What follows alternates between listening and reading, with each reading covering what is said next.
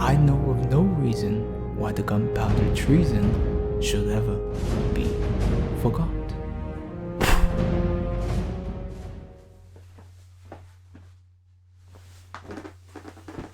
How's it going, bookworms, filmsters? I'm Kytana. Welcome to my new show, The Book Was Better. Unfortunately, our old pal Krim Crackers, K Martin, the Crimson Rogue, is permanently out of commission due to his review on New Moon. And it's a damn shame, I tell you. You know, you joke about us reviewing these bad books, but sometimes you fly a little close to the sun. But I knew that in his heart, he would have wanted me to absorb his community, his reviews, and his 20k subs. So, in honor of his memory, we're going to be reviewing a classic tale on revenge, insanity, and a crap ton of explosions. This is V for Vendetta. Ahem! Krim! Oh god, oh hey, buddy, what are you doing here, huh? You son of a bitch! Listen, I can explain. How could you do this? A part of me didn't want to, but then another part just looked at the open seat and was like, take it. And then by the time a third party got involved, it was out of my hands. How the hell could you review an Alan Moore book without me? Huh? Dude, I love V for Vendetta. I know, dude. I know. Oh, this was just a surprise. We were all waiting for you, dude. Come on, take a seat. You know, Aisle number 4 was supposed to be next. Yeah, I saw that scene on your desk, and I was looking at my own copy, and then the nightmares came back, and no. V for Vendetta was the right call, dude. Whatever. Just give me a minute to catch up. You got it. And while you're doing that, I'll set the stage. V for Vendetta is a British graphic novel written by Alan Moore and illustrated by David Lloyd. The story was published in multiple issues between 1982 to 1989, first appearing in a comic anthology called Warrior, then picked up by DC Comics. It's a dystopian story set in Britain 1997. The aftermath of a devastating nuclear war caused democracy to collapse and allowed a fascist government, Northfire, to take control. While the citizens have grown used to the police state, the constant surveillance, and giving up their freedom for a tiny bit of security, one cloaked man waged war against this oppression. This theatrical revolutionary shall be known as V, and is the only one with the strength, the will, and the knowledge to free his country from the prison they've made for themselves. The book was so impressive that it eventually caught the attention of the Wachowskis, fresh off their success with The Matrix. V for Vendetta was adapted as a movie released in 2005 and did pretty well, both financially and critically. Fans loved the sharply written characters and intense action scenes. But despite the praise, creator Alan Moore wanted nothing to do with it. If you're familiar with his works, then you know that Moore feels he gets screwed over by his book's adaptations fairly often. He actually distanced himself so much from this movie that he's not even credited for writing it. All the adaptation credit goes to his illustrator. But just because the author hated the project doesn't mean that it sucks. So, the question we ask today is, does the changes stack up to the book? Krim, thoughts? Are you gonna step over all of my lines like that? Only when it's funny and necessary. This is V for Vendetta.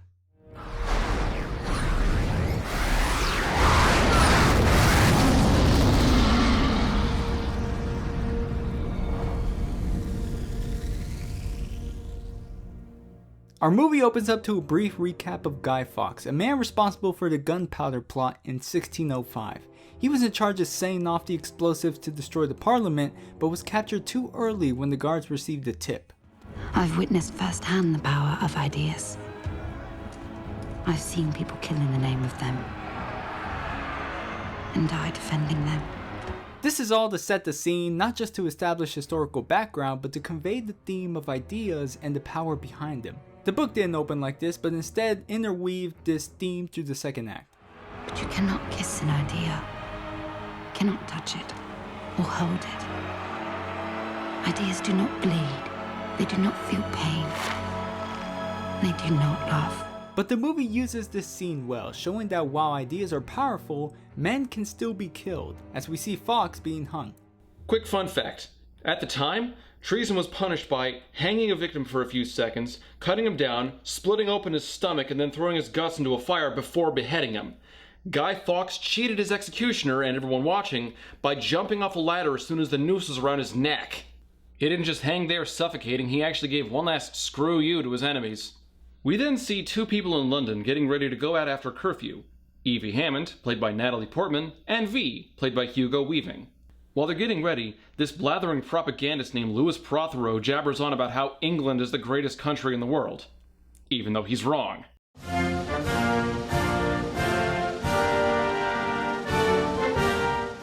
Fucking Yankee jump shot! Where's my fucking team? What's clever is that when Prothero talks while Evie's on screen, it reflects her character, and when V's on screen, it reflects his vengeance. It's a small touch that came across in the book as well, just using different dialogue. But there have been a few changes made to Evie's character though. In the book, she's 16 years old and trying to make a few bucks through prostitution. And now the video's demonetized. Thanks, Kytana! Not my channel anymore. Bite me! It's interesting to see two different portrayals of Evie, but still coming to the same purpose for the character itself. The book's version of Evie seems to be part of a lower class, struggling to make an honest living, which results in her desperate measures. And considering her age, she basically grew up with this way of living. To her, this is all normal until V shows up to give her a different perspective on how it used to be. The movie's version of Evie isn't under any suffering at all. I consider her on middle class status. She's more mature, made a comfortable life for herself, has her group of friends and social circles, and like the majority of the country, turns a blind eye from the corruption. Take this scene for example, Evie going out after curfew. The book's Evie did it for the sake of making some extra cash, while movie Evie wanted to meet with a friend. Risk and rewards, am I right? 1 for the money, 2 for the... friendship? Unless it's a very dire booty call. So Evie runs into a couple of guys who are up to no good. Started making trouble in my neighborhood. Maybe you could look after us before getting back to your uncle. See, my friend here, he's kind of sick, don't you, Willie? Real sick. Bad case of the blues. You can feel them. Don't touch me. Yeah, he's pretty sick alright. Man's dying of thirst and has a bad case of blue balls. Evie pulls out her pepper spray, but it isn't enough. You know what that means, don't you? It means that we exercise our own judicial discretion. And you get to swallow it. I've got your finger, man. This is a small point, but one that always stuck out to me. In the book, there were several government bodies named after body parts. Son of a bitch, I just got that! These include agencies like the eye, for surveillance, the nose, for investigating major crimes, and the finger, which were all the beat cops. The movie dropped these references almost entirely, bringing them up only a number of times, but that only makes lines like this sound really weird. Every time I hear about fingermen, I think about this scene. I found prints! No, fingerprints. I don't think so. But just as soon as these creeps start assaulting Evie, V steps in to poetically save the day. The multiplying villainies of nature do swarm upon him. What the hell? Bugger off! V makes quick work of the fingermen using non-lethal tactics while coming across very theatrically. Jesus Christ! We're off to blame, in this 'tis too much proved that with devotion's visage and pious action we do sugar o'er the devil himself. What's that mean? Spare the rod. Hugo Weaving demonstrated the importance of a good first impression. Through dialogue, he was able to deliver V's manner of speech with a suave and charismatic tone. Through action, he was able to deliver blows with incredible speed and techniques that don't seem tiring to watch. Plus, the man can take a punch to the face. V was originally going to be played by James Purefoy, but he got replaced at the last minute. Weaving actually came in after production had started, so his being able to research the character and still give off this level of charisma and malice is incredible. What I find most impressive in Weaving's performance is that they took away his face. For any actor, facial expressions are a good portion of delivering thoughts and emotions. Weaving didn't have any of that, so he had to rely entirely on body motion, voice acting, and camera angles to play an unusual role. Despite this limitation, he comes across as very human, if maybe a little mad. Are you like a crazy person? I'm quite sure they will say so.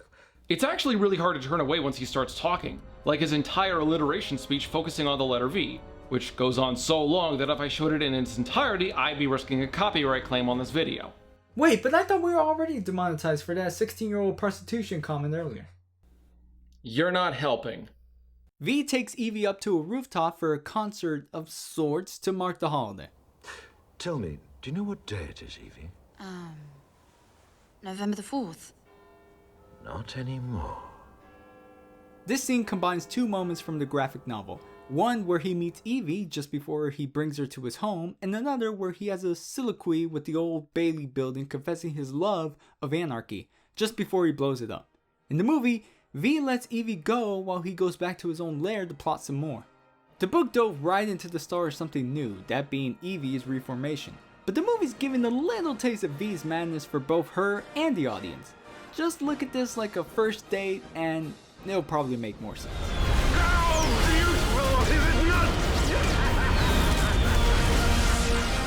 Next, we get a scene of the mysterious head of state, Chancellor Adam Sutler, played by the late great John Hurt. Gentlemen, you have had 4 hours. You had better have results. Mr. Creedy. Peter Creedy here is the head of the Finger, the law enforcement department. He actually replaces another character in the book, Derek Almond. While Creedy is a cold-hearted, calculating man, Almond was an all-around asshole who abused his wife and even threatened her with a gun. He was eventually killed by V, which prompted Creedy's promotion. Other significant figures include Conrad Hayer, the head of the surveillance department, the Eye, and the highest-paid voyeur in all of Britain. Brian Etheridge is the head of the Ear, Roger Dascombe is the head of state propaganda, and then there's Eric Finch, a high-ranking inspector within the Nose, which investigates terrorism and major crimes. Hayer, Etheridge, and Dascombe don't play huge roles in the movie, but they do get special recognition in the book. Especially Hayer, but I'll avoid spoilers for that since his storyline doesn't appear in the movie. Points to the movie, though, he is as meek and spineless as he was in the book. Mr. Hayer. Our surveillance cameras captured several images of the terrorist, though the mask obviously makes retinal identification impossible. Next morning, Evie tries going on with her life, as if she didn't witness last night's performance. She's a production assistant for the BTN, a news corporation which serves as a mouthpiece for Chancellor Sutler and his cronies. Our job is to report the news, not fabricate it. That's the government's job. While they're spinning the old Bailey explosion as a routine demolition, albeit with fireworks, Evie does her job and gets tea for Gordon Dettridge, played by Stephen Fry. I don't recall ever getting stood up by a more attractive woman. Well, it's better than making spy gear in the back of a toy shop. But the day gets a lot more interesting when Detective Finch and his partner Dominic track her down, and V makes his own unexpected visit. Don't piss me about. If you show me ID or I'll get Storm Saxon on your ass.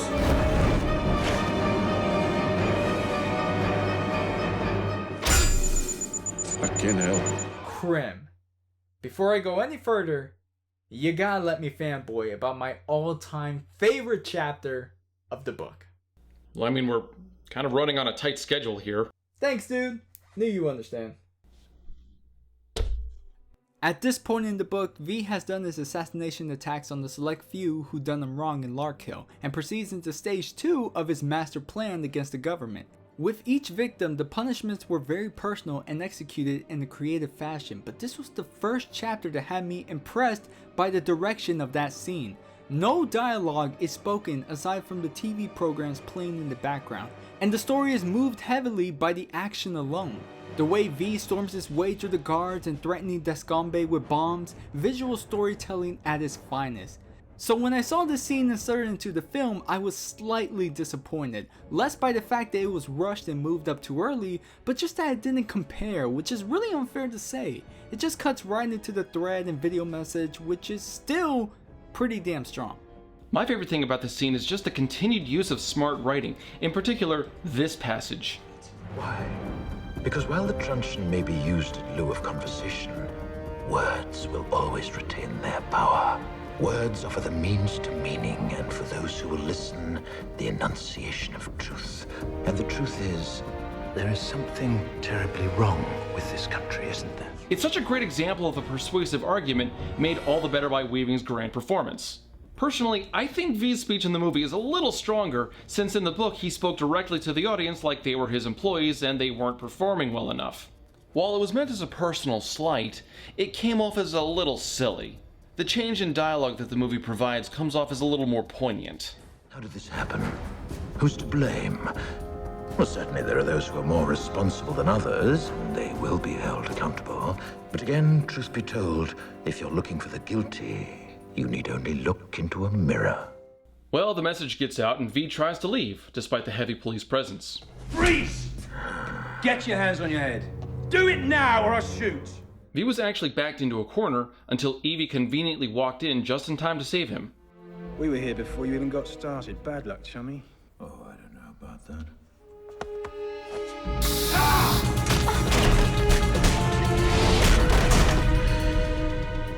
This leaves V as the last man standing, with 2 unconscious bodies to do with as he pleases. While V does take Evie with him into hiding for her own protection, this changes his motivation from the book. There, he took Evie to become a protege, a student to his way of life since she wasn't in any kind of danger from the police yet. In the movie, if he didn't take her, she would have been in huge trouble with the state. If I'd left you there, right now, you'd be in one of Creedy's interrogation cells. They'd imprison you, torture you, and, in all probability, kill you in the pursuit of finding me. In the movie, this was more of an incidental favor that V did, which conflicts slightly with who he was in the book. The book focused on his planning, scheming nature. Everything happened according to plan, like it was fated to happen and V just saw it coming. The movie takes this route instead to humanize his character, something it does quite well with the breakfast scene later on. So Evie wakes up in V's home, the Shadow Gallery. I think you mean heaven. I think you mean storage. The man's living in his own U-Haul of tainted memories. V tells Evie that she'll have to remain in his home for a whole year for her protection. While Evie is initially upset about this, she does eventually come around over breakfast, where we get this exchange. People should not be afraid of their governments. Governments should be afraid of their people. And you're going to make that happen by blowing up a building? The building is a symbol, as is the act of destroying it. Symbols are given power by people. Alone, a symbol is meaningless, but with enough people, blowing up a building can change the world. This ideology strikes very similarly, though not as famously, as the point Bruce Wayne made about making himself a symbol in Batman Begins. People need dramatic examples to shake them out of apathy, and I can't do that as Bruce Wayne. As a man, I'm flesh and blood. I can be ignored, I can be destroyed, but as a symbol, I can be incorruptible. I can be everlasting. What symbol? Something elemental, something terrifying. You know you made a strong character when powerful words like that are coming from a masked man wearing a Betty Crocker apron, flipping toast. The balance in comedy and drama is well handled. V continues with his plot, taking out Louis Prothero next, also known as the Voice of England. He's the blathering git we saw at the start. I'm a God-fearing Englishman, and I'm goddamn proud of it. That's quite enough of that, thank you very much. Movie V killed him in the shower, an undignified death that would humiliate him, but otherwise didn't reflect a personal connection. In the book, V drove him insane. Prothero had a collection of vintage dolls that he loved. V lined them up like prisoners in a concentration camp that Prothero used to run, then destroyed them in front of him. This drove him mad to the point where all Prothero could say was, "Mama." Effective, since it took him out of commission all the same. The Voice of England was useless to the Chancellor. But since Movie V killed him, Evie starts questioning his actions. There's no court in this country for men like Prothero. And are you going to kill more people? Yes. This leads us to another change from the book involving both Evie's character and the plot. Feeling uncomfortable with how V is handling his vendetta, Evie plans to escape by helping him out. She explains that her parents were killed by Sutler's government for speaking out against them, and that she wants to join V on his campaign. And he gets her involved with a murder attempt on the pedophile priest by dressing her up like a little girl. This would be a lot easier to digest if it didn't reflect real life so much. Tell me about it, I'm not even sure which South Park joke to go with.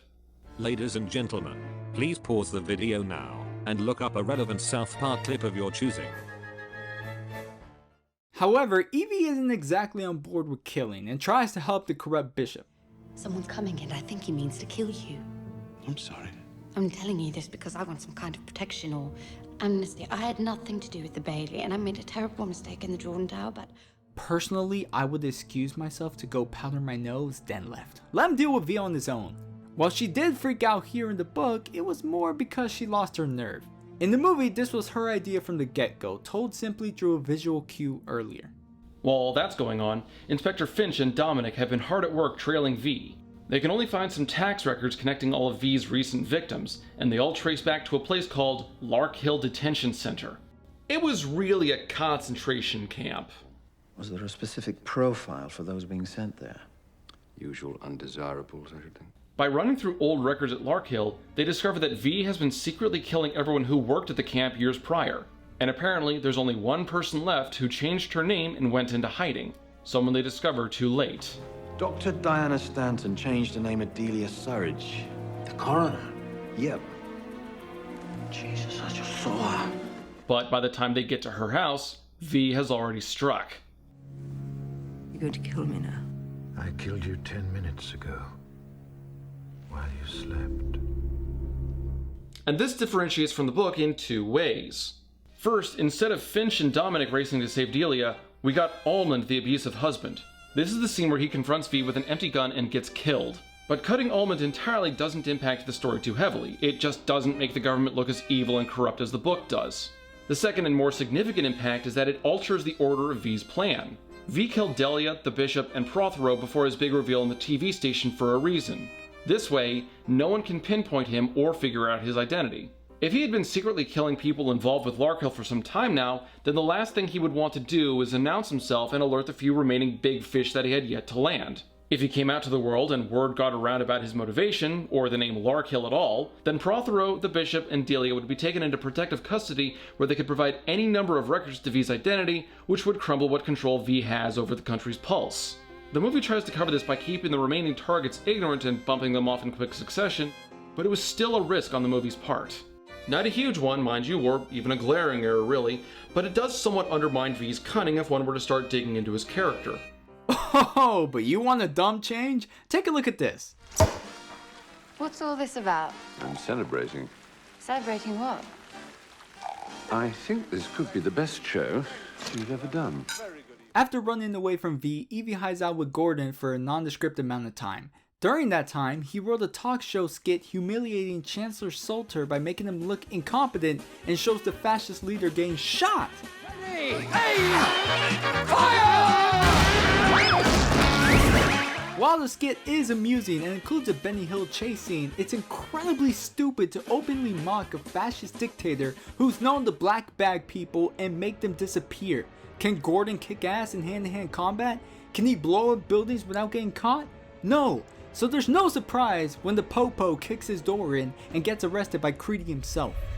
Not so funny now, is it? Funny man. Oh, but if they hadn't changed that, then they would need to include Ali, the fun-loving Scottish thug. Bro, do not even get me started. In the book, Gordon was eventually murdered by this annoying Scottish thug that Creedy hired to be a fingerman. There's nothing wrong with his character except that he was extremely annoying to read. You want to capture a Scottish dialect? Alright, fine with me. But then his speech had to be so choppy to the point of being incomprehensible. Reading the book was fun until it came to Ali, and by then, it became a deciphering project for me. Either he was constantly drunk or having a stroke. Case in point, we're better off without Ali. But this leads to Evie getting captured by one of Creedy's men as well. No.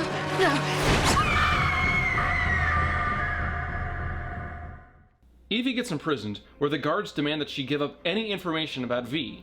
She's interrogated, tortured, and starved, but at least we get to see Natalie Portman get shaved!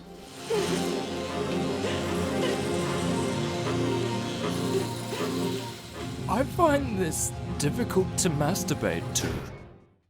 You have a weird sense of humor, dude. Welcome to my channel. But this scene also introduces Evie to Valerie, the woman in the next cell who writes a note on toilet paper telling her story. Valerie was a lesbian who got arrested for being a lesbian shortly after the new government formed. She wrote her life story down for the record. How her parents kicked her out, how she wanted to become an actress, how scared she was of the government's rhetoric, and finally, how she was arrested. It's an impassioned and emotional passage that moves Evie to tears. But what I hope most of all is that you understand what I mean when I tell you that even though I do not know you, and even though I may never meet you, laugh with you, cry with you, or kiss you, I love you with all my heart. I love you. Valerie. The movie altered some of Valerie's letter, but large chunks of it were taken verbatim from the book. Evie's reaction to Valerie's letter and her resistance to the torture leaves her empty inside and unafraid of the guards' threats. Arrange a detail of 6 men and take her out behind the chemical shed and shoot her. She's so unafraid that death is actually the preferable option. Look, all they want is one little piece of information. Just give them something, anything. Thank you. But I'd rather die behind the chemical sheds. Then you have no fear anymore. But luckily for her, it was all a ruse. Evie is left alone where she wanders the halls until she finds herself back in the Shadow Gallery. Hello, Evie. You. It was you. But wait, if that was V the whole time, then explain the hands here and here. Your hands? Yes. How did he hide his burns so well? He's wearing see-through gloves. He knows too much. Bag him! Wait, what?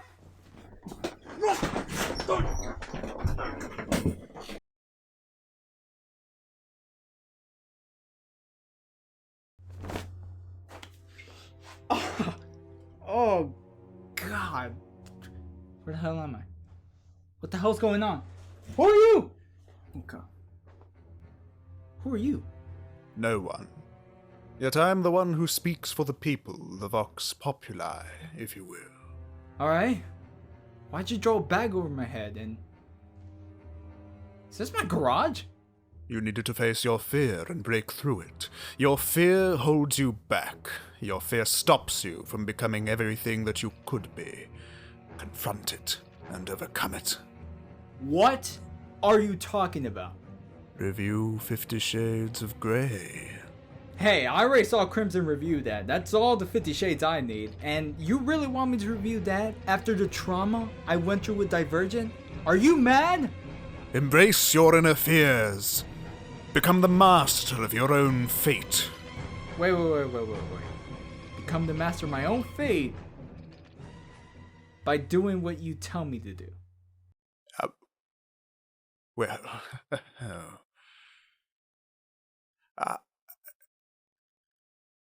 no, bugger off, fine. Be a smart-ass little bitch instead. See if I care. Ah, Jesus. How the hell did you get inside? After her torture session, Evie steps out for some fresh air, and this gives us a fascinating take on her character versus V's. At the end of the story, we learn that V was recruiting Evie to take his place as a symbol against the overreaching government. Although the movie doesn't provide a definitive answer like the book did in this regard, what sets these characters apart was how they both emerged from their respective prisons. V was badly burned and stood among flames. Evie, by contrast, gets soaked in the rain, almost like she's being cleansed. The movie presents this well by switching between both images and even gives us both characters striking the same pose. The book only shows us Evie's transformation as she steps into the rain and doesn't compare it to V's similar circumstances. This difference in elements also suggests a difference in temperaments.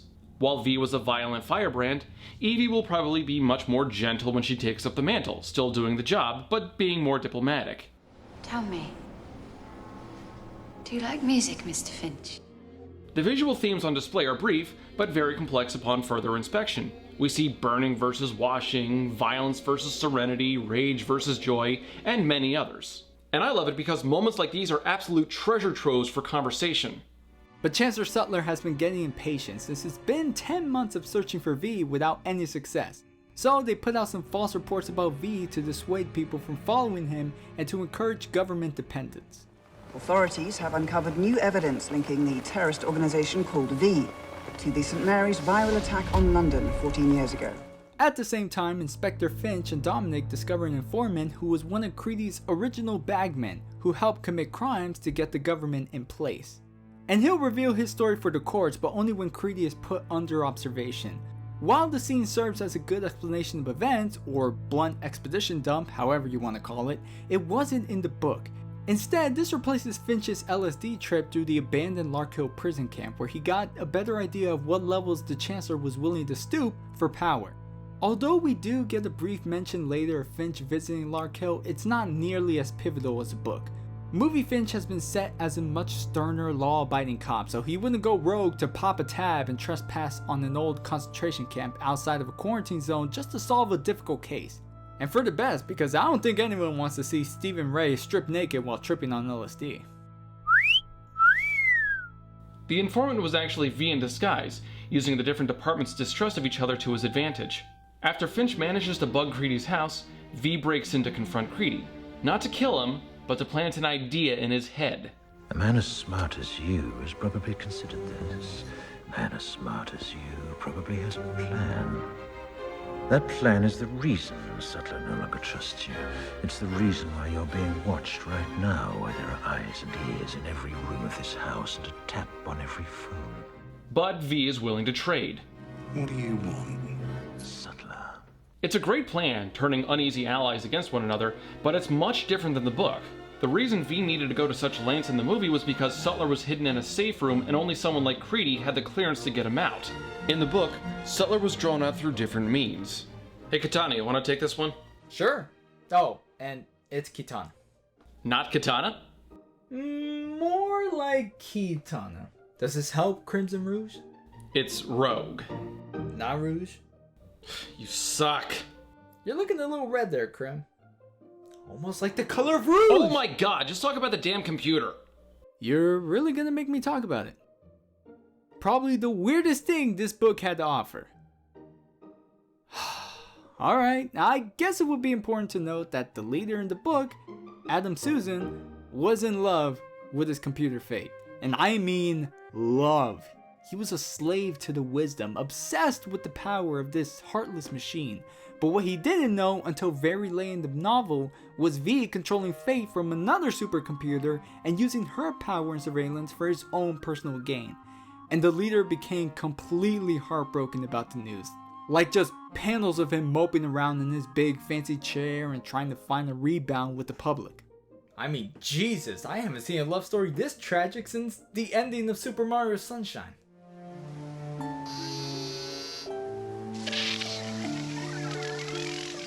Mario was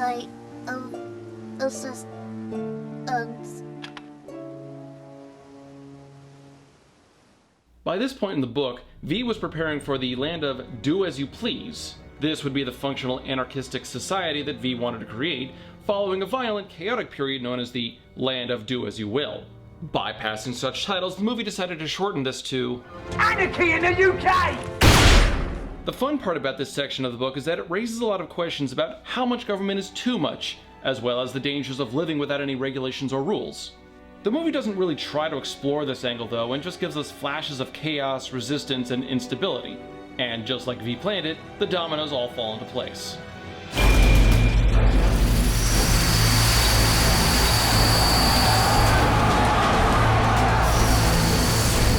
How long do you think it took to set all those up? I don't know, but anyone who messed up those shots was probably dismembered. At this point, the movie slows down to show us more character moments while setting up for the climax. Finch and Dominic talk about the state of the country, and they give us a good idea about how badly things could turn out if things go awry. Makes you wish that no one would show up tonight. But if they do, what do you think will happen? Well, it usually happens when people without guns stand up to people with guns. And of course, Sutler has been backed into a corner.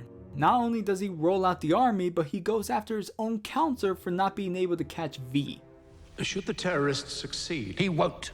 I understand that it is highly unlikely, but if he does... If he does, and something happens to that building, the only thing that will change, the only difference that it will make, is that tomorrow morning, instead of a newspaper, I will be reading Mr. Creedy's resignation!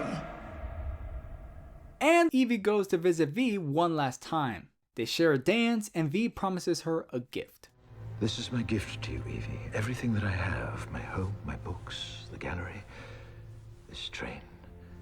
I'm leaving to you to do with what you will.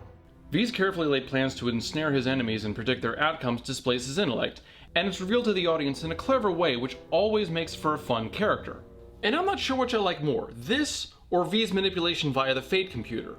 While the book does give a reliable account of how V predicted the government's every move, the movie sidesteps this point in lieu of just letting us assume he's lucky or extremely smart. It's a fair enough conclusion since we get the right information from him otherwise, like how he robs government supply trains without getting caught. But while the book does give an explanation for V's expertise, it doesn't go into much detail. As impressive as this reveal could have been, almost no specifics are given. It feels more like the book was just trying to give enough of an explanation that we couldn't accuse it of creating a plot hole. But all this build-up leads us to the ending, and oh boy, are there some big changes here. For starters, Sutler's death. Because of the wedge that V created between Creedy and Sutler, he was able to get the department head to betray the Chancellor. Disgusting. In the book, Chancellor Susan was killed in one of the only few insignificant, minuscule times he stepped out into public to greet the people of London. Unfortunately for him, Derek Allman's widow was waiting front row to kill. Since the death of her husband, she's been hustling as a showgirl and trying to make ends meet.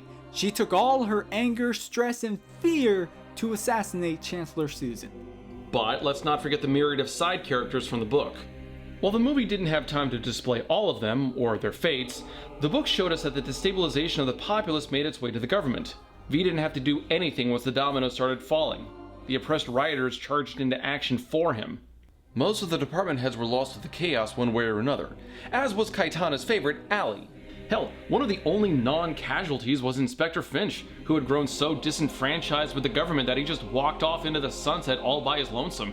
But one of the biggest changes was how V chooses to sacrifice himself. In the climax of the book, he comes across a disheveled Inspector Finch who takes a single stab wound from V's knife in exchange for a bullet in V's chest. This left V wandering back to the Shadow Gallery, trailing blood the entire way. The book focused more on making V a symbol, with Evie taking up the mantle of V and leading the revolution once V died. This way, he's been seen as an unkillable hero to anyone still left in the government. The movie's climax was much more action-packed, filling V with enough lead to build a tank. Kill him.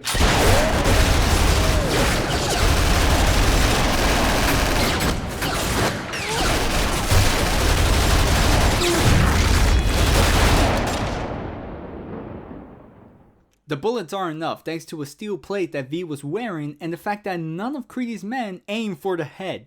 And as cool as the slow motion fight is, V does look a little ridiculous running around with his arms out in some of these shots.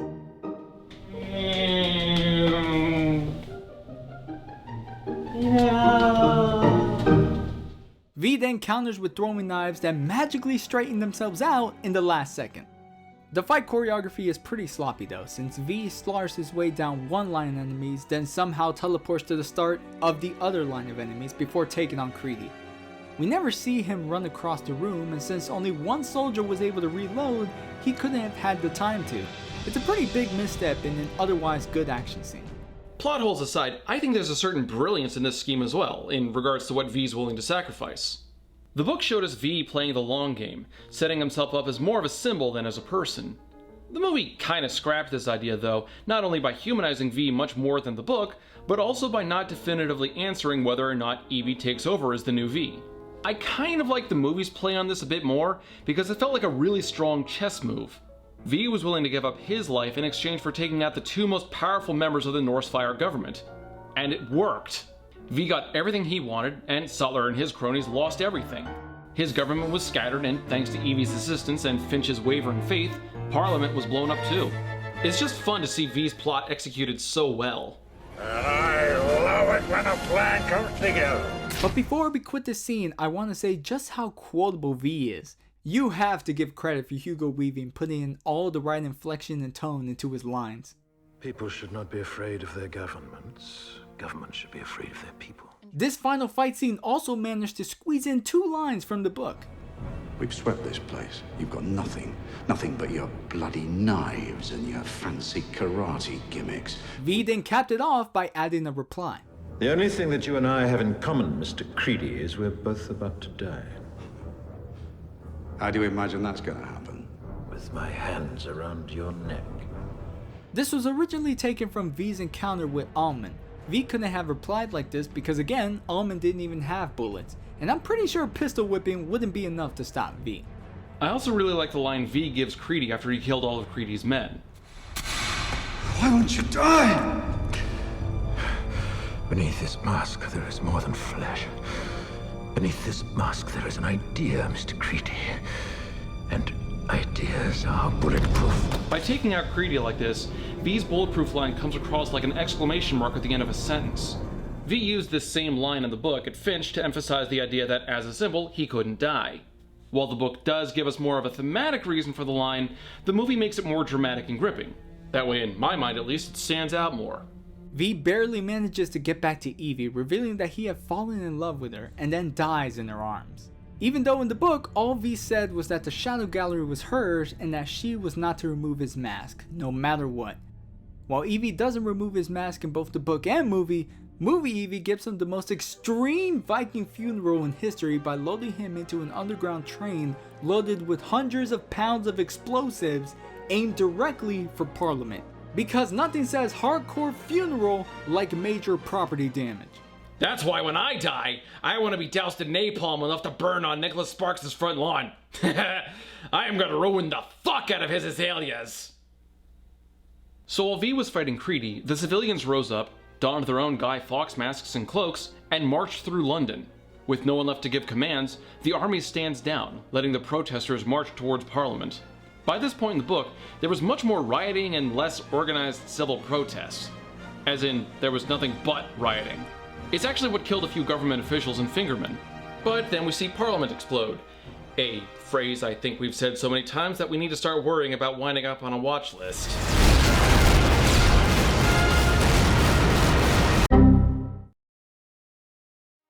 One nice touch is that during the explosion, the protesters take their masks off, revealing plenty of extras, and many of them were victims of the Northfire government, like Gordon, Valerie, and even the kid that got gunned down in the street by a fingerman. Giving a great visual of V really being the collective will of the people. Evie watches the fireworks from afar with Finch, though she closed the book by rescuing his partner Dominic as if to sway him to her side. And the story closes with London in flames, with the hope of a better tomorrow just on the horizon. Or it would be as soon as the rioters stopped looting and pillaging the country. Jesus Christ, guys. The movie was a great display of performance and technical know-how, particularly in everything involving V. And while weaving was restricted to only a mask, the cast and crew did a great job using angles and lighting to make an unchanging mask surprisingly expressive. The story is told in a neat package, maybe a little quickly, but it's still a very enjoyable ride to go on. As a movie, V for Vendetta gets a 5 out of 5. I have never touched the story of V for Vendetta before this review, and my first impressions were nothing but amazing. The characters are colorful in terms of design, backstories, and dialogue. The narrative really grabs you by the collar and tells a story about this screwed up world and how one guy in the mask brought power back to the people. As outdated as the illustrations are for today's standards, they are still appealing through the choices made, the specific colors for a certain setting or scene, and from what I said before, if you take away the dialogue, it would still be readable through the angles of the panel shots and the way bodies talk beyond the pages. But I wouldn't say it's perfect. The only thing that didn't grab me was the heavy use of political and social commentary. It's not for everyone, and I would have enjoyed it more if it was a little more subtle and flowed well with the narrative. Instead, it sticks out like a sore thumb, and I found myself losing interest whenever it came up. I know it was part of building lore, but I could have gotten that through V's mission to defeat the Northfire without having things spelled out. For that, I'll give the book a strong 4 out of 5. The biggest change from the book to movie was easily how it treated V as a character. While the book kept him as a dedicated man on a mission, willing to stop for nothing, the movie did more to flesh out his human side. V had fun fencing or watching movies, and regretted that he had to give up his life for his cause and couldn't be with Evie, who he had fallen in love with. But the book did much more to expand on the government's corruption and how dire the world at large was. Not to mention that effectively half the cast got cut. Still, the themes of the book were largely intact, as were the events, even if they were told out of order. As an adaptation, I give V for Vendetta a 4 out of 5. As much as I want to agree with you, Krim, it was really hard trying to see this after the amazing journey the book put me through.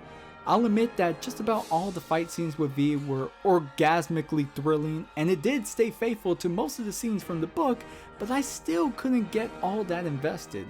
You say numerous times through the review that the best change was humanizing V, but I thought the contrary.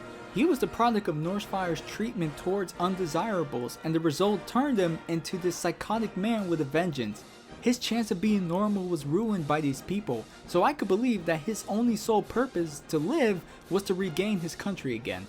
I loved how 5 steps ahead he was over the government, how most of the side characters played some role in his plans, and with every chapter I could feel the state of this fictional dictatorship and the oppression the people were going through. And I appreciate the movie's direction of giving the story a little more humor and color, but I believe that the overall tone of V for Vendetta should have stuck with its gritty noir-like atmosphere. And when thinking about the several scenes from the book that wasn't included, my mind was made up. Hugo Weaving and the Chancellor brought their characters to life, but I can't say the same for some of the other characters who weren't as memorable. When it comes to a standalone film, V for Vendetta is a fun flick with great action, some powerful performances, and a lesson in democracy. But when comparing it to the graphic novel, it's not a hard choice. The book is just that good, visually and narratively. For me, it's a 3 out of 5. Well, thanks for coming by, Kytana. It's always nice to have someone to bounce ideas off of. Anytime, Krim. Hopefully we can do this again. Yes, indeed. Now get the hell off my channel and stop stealing my gimmick. I'm sorry. Your gimmick? Yeah, reviewing literary adaptations. Oh, you mean how BandGeek8408 started doing it before you? Shut up. No, wait. Maybe you're talking about how Cinefix and the Dom are doing it more successfully than you. Shut up. No. I got a better one. Or maybe, how about your... Thank you, Finn.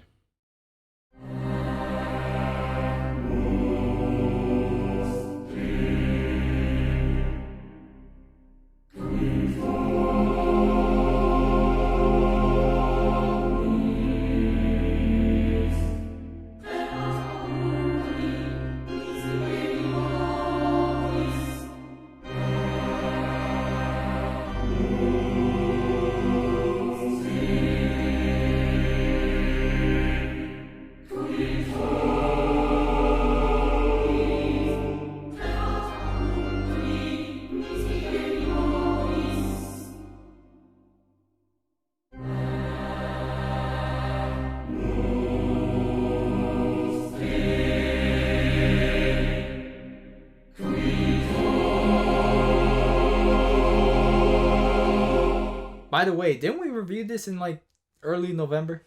Evil government overlords screwed up my filming schedule. Yeah, pretty much sums up my year too.